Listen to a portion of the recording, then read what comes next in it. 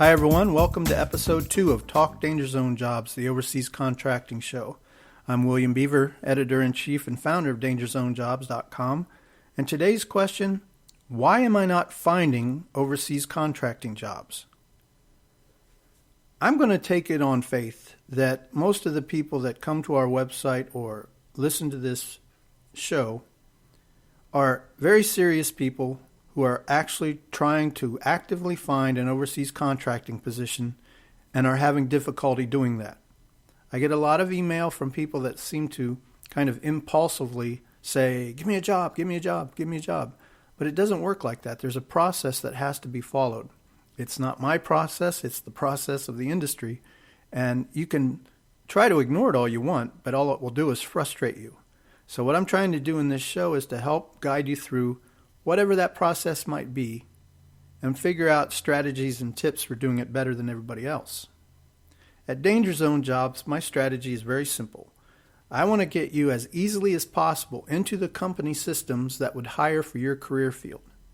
That's one reason I don't have a job bank on my website, because nobody would use it anyway. The contracting companies would not come and look for you. They want you into their system. The days of them trying to find people is long gone. They have more applicants than they can ever use, and so you have to play the game in their field.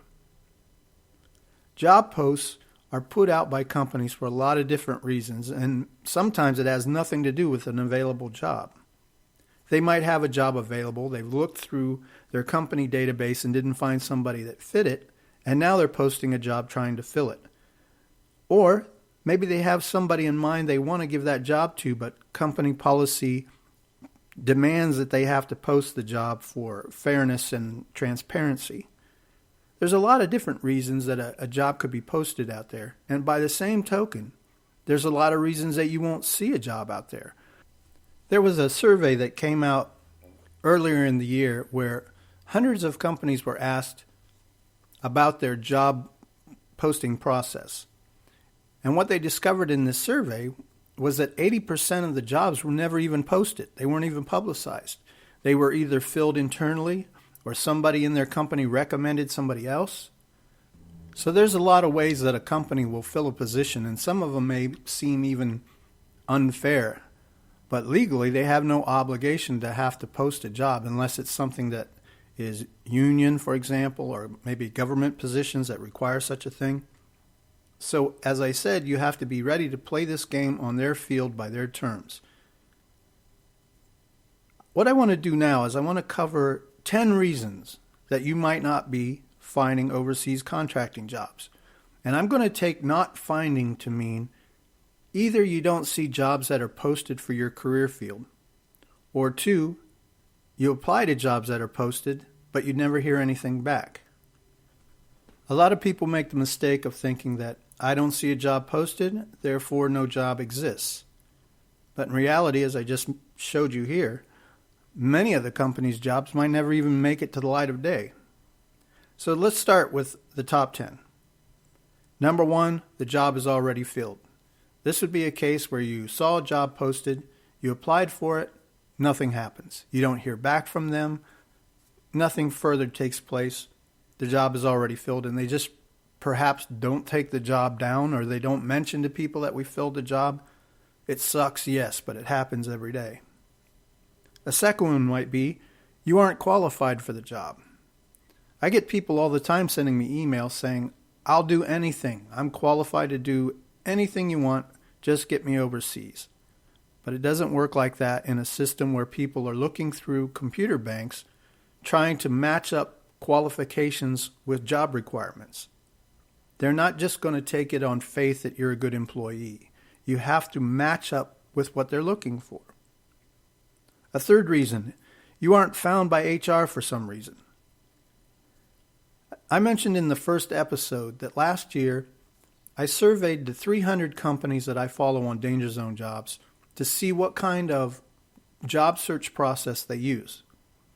And of those 300, 119 at that time used some form of an applicant tracking system. You've seen these where you'll fill out a profile, sign in, but maybe upload your resume, fill out all kinds of questions and so forth.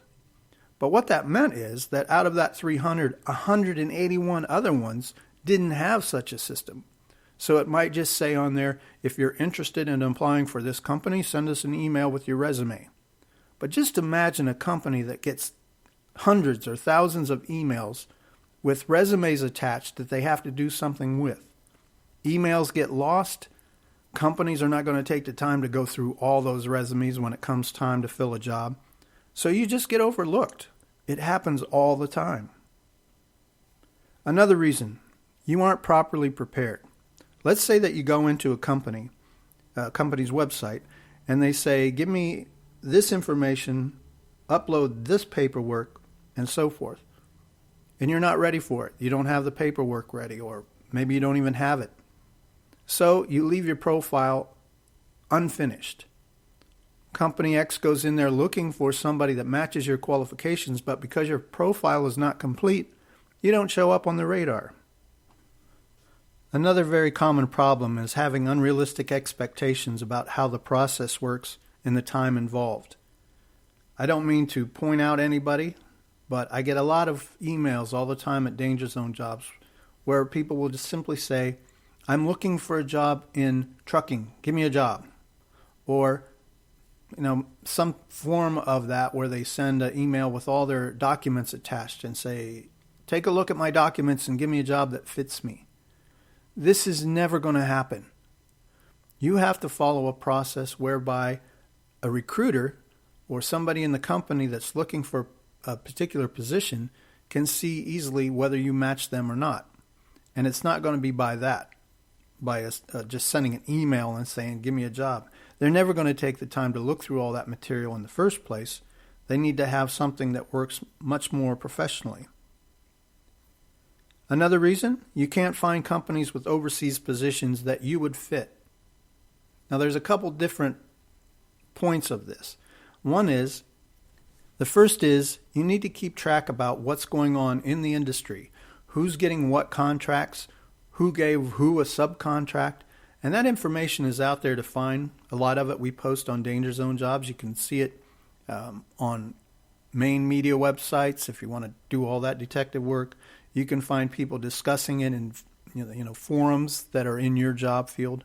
Whatever it is, you have to keep track of who's doing what so that you can apply properly to the companies that would have such a thing. You can't find companies with positions that you would fit if you don't know how to search their site.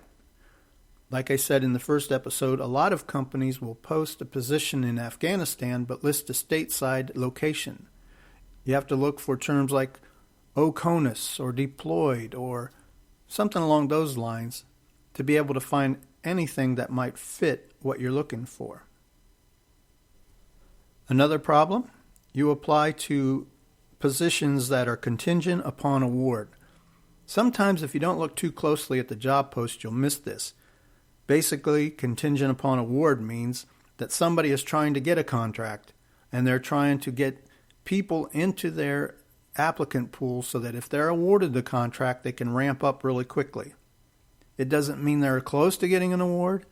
They may not even be in the running. But they'll put that up there like it's a real job, and unless you're paying attention, you might miss that. So you apply to this job, and then you never hear anything back. Another reason, you don't follow instructions or somehow alienate the HR people. This happens all the time. They'll say in their instructions for applying, do this, do this, do this, and then do that. And if you don't follow it, they disregard it. That could be something as simple as reply to this job posting with an email and in the subject line put whatever. They're serious about that. You don't do that, you don't even get considered. And finally, this is one that I'm going to cover in more detail later, but it's you're qualified for the job, but for some reason you're unemployable for that position. Something, for example, a security clearance later on might flag. And a lot of the reasons that this comes up is because people will, in the HR departments, do go out on the internet and see what they can find about somebody that they're interested in. Don't think that doesn't happen. It happens all the time. They might look for you on Facebook. They'll look for you just basically Googling your name. You need to do what we call a social media audit, which is if somebody was out there looking for you, what would they find? In our next episode, we're going to cover networking. It's one of the most critical parts of finding an overseas contracting position, and I'm going to go into it in some depth. I look forward to you coming back, and I hope you're enjoying our series. This is William Beaver, Editor-in-Chief of Danger Zone Jobs. Until next time.